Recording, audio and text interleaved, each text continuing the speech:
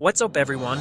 Welcome to Bruh. I'm Flash, and I'm about to hit you with what is the what this week. Let's dive in and see what's going on.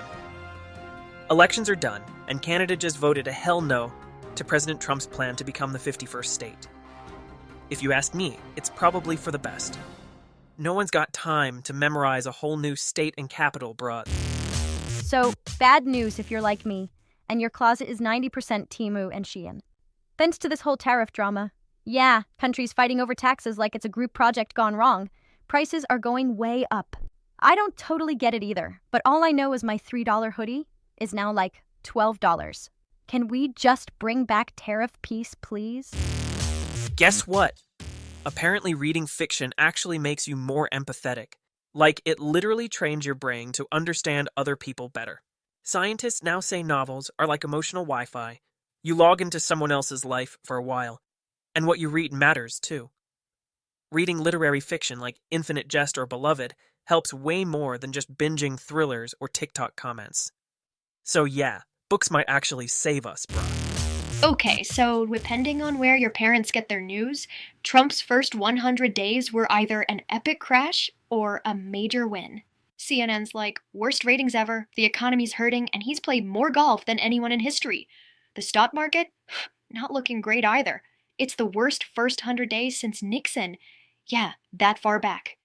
Meanwhile, Fox is like, Trump celebrates 100 days. Democrats are mad and turning on each other. It's a celebration, and he's crushing it. So, which one is it?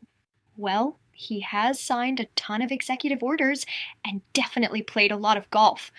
And yeah, his ratings aren't great. But the truth?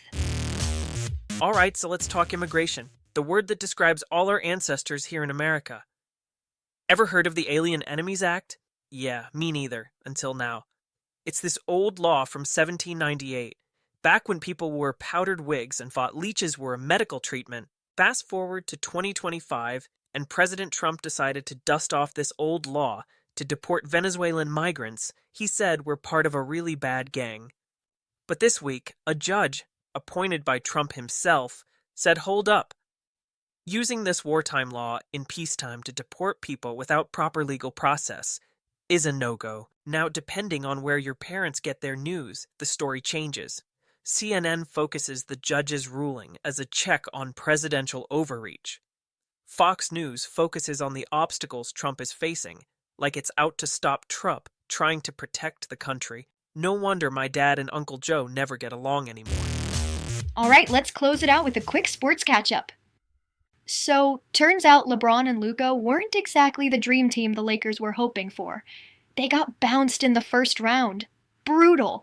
Guess super teams don't always come with a guarantee. Big things in soccer.